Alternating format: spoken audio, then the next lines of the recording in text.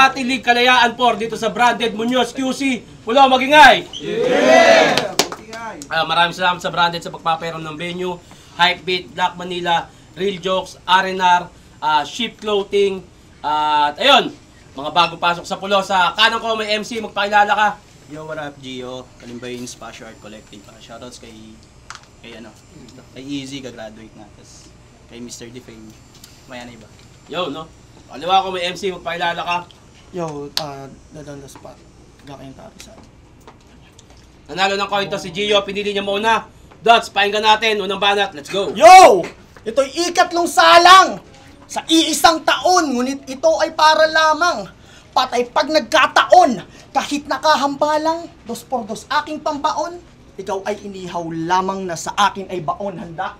Ika'y inimbitahang dumayo, dumalo sana ay hindi na. Ngunit tila ba may kaso, talagang mawawalan ka ng hustisya, kaya dapat dyan ay pahirapan. Dahil maitim ang budhi niya, hanggang sa tuluyan siyang magsisi, na para bang rundina, kaya takip na pang kurtina. Kasi pang Elgama daw yung dark vibe. O butihin daw siyang anak, sa social media naka-highlight. Kaya ako'y napapikit, may titirahin daw na wet wild. Tapos bit-bit ko'y pure guns, no roses. Sabog tong sweet child, gayas mo pang beehive ito'y. Tagos sa inner core, ikay to sinong pang fantastic. Lakas ko'y pang fantastic por. Ikay to sinong pang fantastic. Lakas ko'y pang fantastic por. Kahit maghugas kamay, malabong ikay makaskor. Dahil aabutin mo'y tadyak, dahil aabutin mo'y sapak na parang sari-sari store. Kahit malabong makaskor. Sige, tignan natin kung paano aabante yung karir ng tarantado kung tingin, makakabaon, yung estilo di garantisado. Kahit anong pasok, sure tatagos. Malabo tong maging barado. Sige, bumawi. Gio, halo ka sa pangalawa mong laban. Pareho tayo. Pero yung sa akin, may rason. Kaso ikaw, wala. Hindi yung basta lang nagkataon. Sige, tignan natin kung papasa. Tignan natin yan ngayon, 22 ng Hunyo. Tapos patay ka pag nagkataon. Kaya mo naman, pakinggan natin Gio. Galing mo, tol. Happy Pride Month, ha? Galing na, tol. Mukha ka pala talagang lalaki, no? Game. Try lang, Pulo, game! Game! Ha! Malamang sa malamang, mga baon nito'y patungkol sa aking pagiging baguhan. Kasi Gio lang kalaban mo. Oh, sino nga ba to? Siya, sige, magpapakilala ako, game! Game! Isa pa, game! Game! Next. Galing ng Defame. Ligang hindi ganon kakilala. Tas battle pa ay lame. Nag-choke laban kay Nicola. Kaya may angle ka na, Brad. Pwede mo sabihing talunan. Spoken word poetry artist, less experience, sige sigaw mo ng sagad. Pero to ay sampal dats. Tagal mo nang lumalaban sa baguhang ka lang tinapat. Inan to? Gago. Sa baguhang ka lang tinapat, di ka pa ba nahihiya niyan? Eto na yung katibayan na yung rap skills mo, hindi nila ginalang. Inan to? Pinanood ko ilan sa mga battle moment. Kada rounds mo, kala ko mabagal wifi namin. Then I realized that's nga pala to, palaging loading. Oh, that's rounds, loading, mabagal. Ganun ka ka-inconvenient ka battle. So, ganun ka ka-inconvenient ka battle, halos di ka mahanapan ng angle, brother, sobra mong hassle. Dapat pangalan mo lager. Ha? Palit next time, ha? Dapat pangalan mo lager. Tsaka balita ko, sa flood, matikas to. Oh? Anyari, sir? Lustre ka. Ganyan ba talaga pag galing kay PRBL, mga mahihina? Gago! Naanareyan, mali ka ata ng pinadayo. Yung kala mong manlulunod, nilulubog na rito. Ano to? Nilulubog na rito? Kala mong Kaya ka lang naman pinalakpakan doon kasi trip nila yung mga sinto-sinto. Kaya lang pinalakpakan doon kasi trip nila yung mga sinto-sinto. Kaya fuck FRBL. Doon pa na. Kaya fuck FRBL. Doon ka lang malakas, leche ka. Sa Motus, ginawa kang bitch. So ano pang kwenta niya? Leftover ka na lang kumbaga. Hindi ako interesado sa mga tira-tira. Pok-pok. Di ako interesado sa tira-tira. Nasaan na ba kasi yung dots na matindi? Nasaan na ba yung dots na matindi? Kupas na ba, pre? Di na naglalad yung mga punches, nitong Nonito Donaire. Nanginan to? Itong Nonito Donaire. Mahina ka, nakakabwisit. O mahina ka, nakakabwisit. Feels like elementary na periodic test. Ganyan kasi talaga pag pang grade 3 lang yung skill set. Pang grade 3 yung skill set. Ina mo. Pag pang grade 3 yung skill set.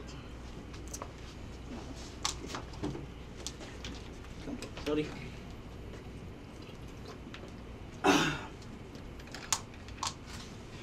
Talaga pag pang grade 3 yung skill set. Grade 3 yung skill set. Pag grade 3 yung skill set. Tayo muna. Pang grade 3 lang yung skill set. Ayun, napahinto. Itong grade 3, di na nakatapos. Tangina, ako'y spoken word artist. Talagang grabe kong tumema. Tanga, bobo ka. Talagang spoken word artist. Kasi nga self-centered ka, tangina. Kasi topic nila, laging sa sarili, laging sa pag-ibig, ultimo lapis, itutugma sa babae, nakadiri, putang ina nyo, ang gagaling nyo! Pwede na kayong palakpakan! Sige mag-spoken word ka ngayon dito. Sige, gamitin mo yung karanasan. Tingnan natin kung kaya mo. O, sakto, nag-joke ka. Sige, gamitin mo tingnan natin. Sasabihin yan, ako'y makatang tumatagos yung damdamin para sa'yo. Kaya kitang bigyan ng pag-ibig ng tapat at totoo. Tangina, mo Mr. Gio, abay nahihibang ka na. Oo nga, si Mr. Gio kasi nagluluksa na siya. Tangina Gio, ano? Lagi na lang ba broken words ang nais mong sabihin? Tingnan mo, kinukupa lang kita ngayon, oh. Kinukupa lang kita, pre. Ano ba, Mr. Gio? Puro broken words lang ba yung nais mong sabihin? Talagang wala na bang iba? Tangina, pangit na nung genre na pinagkaibahan nila. Kasi nakita mo si Antonym dito, sila Parsua, tapos ngayon, nandito ka na rin. Ano trip nyo? Ha? Ano trip nyo? Walang dating doon? Ha? Paano, nagdala sa kanila sintu-sintu? Pues kahit anong gawin, isipin mo mula Isopagos hanggang Pantog, nagbitbit sa inyo si Queen Yasmin, tangina nyo, tanga-tanga nyo. Isipin po, tangina, napunta pa yung sa Kapuso Jessica Soho, siya lang nagdala sa inyo. O si Batan, sige, nandun din. Pero siya yung pinaka nagbitbit. Tapos ngayon dito kay sisiksek. Mga nakakaya ang puta. Gago! Kaya wasak! Baril sa ulo! Ito'y tagos sa iyong bunbunan! Sige, itodo! Munang itodo! Tignan natin kung may paroroonan! Sige, Gio! Ilabas mo! Gigil lang tong nasa akin! Sige, Gio! Namnamin mo ang sakit! Sige, Gio! Namnamin mo! Ito na ba yung totoo? Ito, Gio, yung realidad! Ito yung para sa'yo! Kaya spoken words pa? Tapos, kinayin ko lang kita. Isipin mo, sige, rounds mo na ulit, mag-choke ka na ulit, hanggang grade 3 yung skill set, pakinggan natin ulit. Pakalawang bahat, pakinggan natin. Ako sa'yo, titirahin ito yung pagiging spoken word artist ko eh. Ganun kayo ba? Queen Yasmin, tanga! Parehas kayong bobo. Okay, game. Pag-usapan natin yung battle mo kay LCP Repa. Kasi meron ka doon mga linyang nakakatanga. Sample, sabi niya, pues no deal, dito sa meal, yan ay di tatanggapin. History ay medyo salty, that's why you gave me a sin. Ha? Asin? Hala ka, di pumasok yung tira. Alat alat, pero pa, sabi niya, bow down with the knees, cause I punish with assault. Assault? Rock yun, tol. Rock, salt, gets mo? Rock, salt. Woo! Rock, salt. Kaya yung pagiging maalat mo sa utos, Hindi nakawala, may pa-asin-asin ka pang nalalaman, yan, naging target siya. O, asin, target. Di pa ba obvious yung pagiging alcoholic, mga repa? Pagtapos kang pulutanin sa motus, lilipat ka ng lamesa, too bad for you, Kosa. Sakto yung asin dito, iniinom ko, tequila. Iniinom ko, tequila. Iniinom ko, tequila. Too bad for you, Kosa. Iniinom ko. Tequila. Okay na kanina eh. Too bad for you, Kosa. Ang iniinom ko. Tequila. Pwede nga, no? Okay lang. Pasilip ka konti.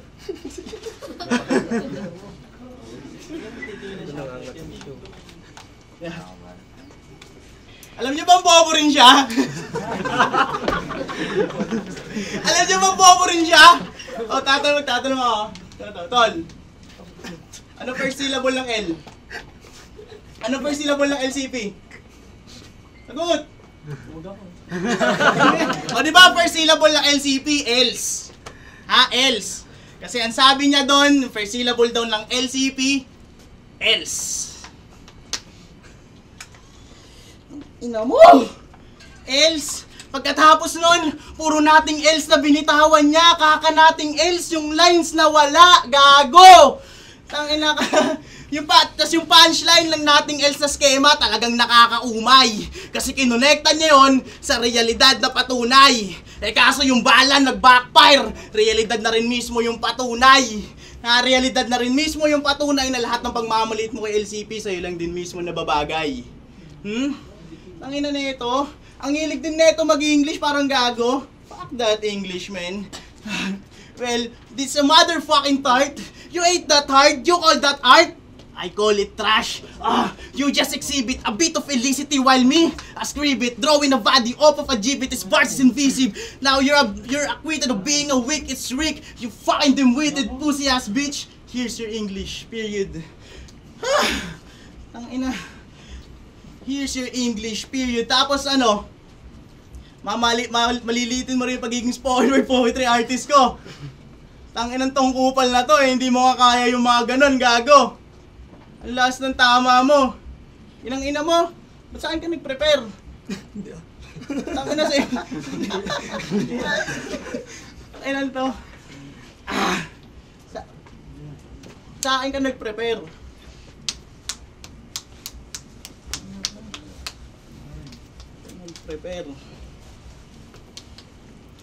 Sa mga di nakakakilala sa kanya, siya si Laniel Peñolbo, isang businessman, dash manager, dash battle rapper, dash basketball player, o meron siyang 2 minutes game time under 4th quarter. Depende pa yan mga sir, pagtambak ng 40 yung kalaban mga brother. O tanginan to, bangko, tangina mo, bangko. Sayang height eh, no? Yung stats nito pag naglalaro, kakaiba ho. Meron siyang 42 na appear, 42 na palakpak, 17 na appear, tas 32 na let's go! Triple-double si Kuya Laniel. Ang galing mo! Maging cheerleader, gago! Ano pa ba? Marami pa sana kaso nakalimutan ko yung iba. Pero may round trip pa ako, kaya girl, survive ka muna. Patumbahan, try ka natin. Survive daw ako. Sige. Last battle niya sa Defame, may naka-watermark doon na linya ng mga sabog. Sa video, may naka-watermark linya ng mga sabog. Ang galing. Ang husay. Ang galing, ang husay. Talagang inyong pinag-isipan. Ang ina, sa video, lantaran, pinakita ka nilang kahinaan. Ang ina, ano, Gio? Ganun na lang? Wala na bang ipaglalaban? Anong Giro? Anong Gio? Baka Giro, Manyo. Yung nasa paliparan, tangina. Ano? Tamang... Kasi sa video, meron pang bong. May bong pa na nakadisplay sa mismong video. Talagang kakaiba. Tangina, yung kaadikan nilabas. Pwes netong mga tanga. Ito si Defame. Sir, okay ka lang? Ito sinuportahan mo? Mas mali ka ng pinili. Ano, Gio? Ganyan na lang? Mga tunog na nakakadiri. Tangina, sige Gio, bumalik ka na lang kung saan ka nang galing. Hindi ka na dapat na nandirito. Ano pa ba inaasahan mo? Itong magbabago ng buhay mo? Ha? Lahat na nandito, re-respeto ka? Tanga, hindi! Bababuyin ka lang kasi soft-hearted ka! Tangina mo! Ano kala mo dito? Pakul, pagpasok mo ng pintuan ng branded, cool ka na? Tapos nasa video? Tanga, hindi pre. Tangina, wala ka akong nakitang video mo na nag-spoken word ka eh. Wala, putang ina, dalawang video sa YouTube, puro battle rap pa. Tangina, to sisisigaw mo, ano ka, spoken word artist? Tangina mo, kaya lang nasabi na puro spoken word artist yun nandun kasi nandun si Antonym tsaka si Parsuwa sa video, putang ina, judge pa nila. Tangina nyo, nakakaya kayo pre, promise. Tangina mo, sigaw-sigaw ka pa lang, ganun, tanga, mga mukha kayong tanga. Yun yung hindi ninyo alam. Art yun para sa inyo, tanga-katangahan yun! Tangina nyo! Tangina, mangungupal na lang dapat ako dito eh. Puta ina, dinaga ka pa bigla. Tangina mo. Kaya sige, ganito na lang. Ibigay na natin sa kanya yung round 3 para may makuha naman siya. O, pag nag-chokating ka ulit sa cellphone mo ha, kung hindi medyo nakakahiya. Time. Tay, muli ba? Pakinggan natin. Very bad, tangin eh. Talakayin naman natin yung mga pagmamaliit mo sa taong walang trabaho. Okay? Sining ba tawag mo ron? Art ba tawag mo ron? Isa ang kawalan ng trabaho sa problema ng mga Pilipino. Tama? Tama. Ngayon, tatanungin kita. Dapat na ba silang hamakin sa pagiging ganon? Manager ka, di ba? Manager ka? Well, good for someone like you na pang provincial ang rate. No hate. No hate. Desenting trabaho yan. Ang kaso lang, mahiya ka naman sa sahod mong pang 20k per month. Inan to, kulang pa yung tax mong binabayaran para punan niyang kayabangan mong taglay. Mahiya ka naman sa nakakaltasan na 5,000 kada buwan. Inang tax yan. Ramdam eh. Mas masakit pa yung tax kaysa sa bars mo eh.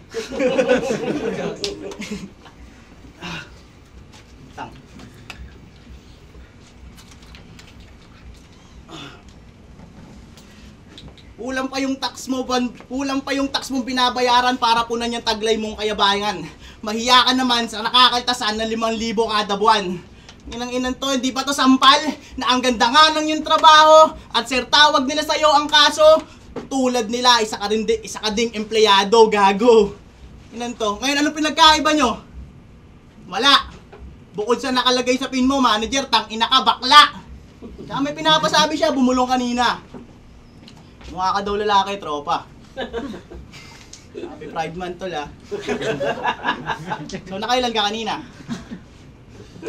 Bago ako pumunta dito, namumula ka pa. Grabe yung blush mo, ha. Bubbly face ang puta. Ang ina tol, nakita ko yung picture ng jowa nyo ah. Nakita ko si Facebook mo eh. Nakita ko yung Facebook mo eh. Pero balik tayo sa laro. Wala nang rules dito sa pulo, di ba? Wala. So damay-damay na to. Okay, well may mensahe. May mensahe ako sa mama mo. Pero wak yan.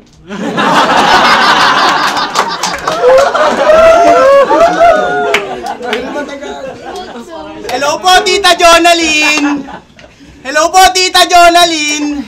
Gusto ko lang sabihin na wala pong problema sa pagpapalaki niyo sa anak niyo. Sa'yo ako ay saludo dahil pinalaki mo na maayos tong tukmol na anak mo. Ang kaso, kupal na masyado. Wala naman talaga akong alam sa iyong buhay. At wala na akong planong alamin pa. Maayos akong lumaki, hindi ako tinuruan kumalkal ng basura. Hindi sa inahama ko yung mga basurero. Sana nga ho kayo na lang ang nasa estado nito. Bakit? Kasi kung sino pa yung mas hindi nababad sa eskwela masyado, sila pa yung mas nakakaintindi sa konsepto ng respeto, gago. Sila pa yung mas nakakaintindi sa konsepto ng respeto, gago. Tapos ano? Ang ina mo, binaliw mo ako babaliwin na rin kita. Wala nang judging to, tangina mo Inangina mo, pinagmukha mo akong martir sa harap ni Tito.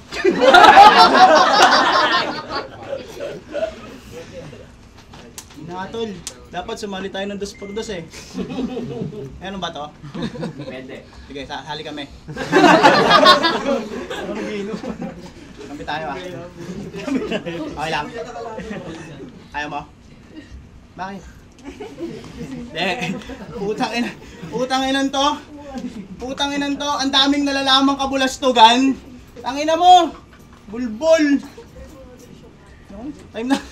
Ay, malakpakan natin naman yan. Pulo Rap Battle Kalayaan 4 dito sa Branded Munoz QC sa Best Papulo Magingay. Yeah!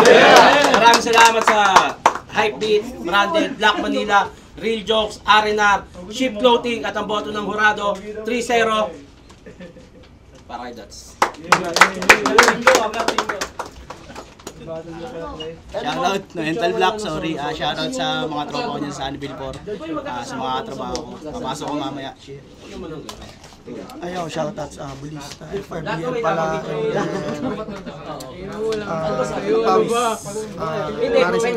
Yun lang.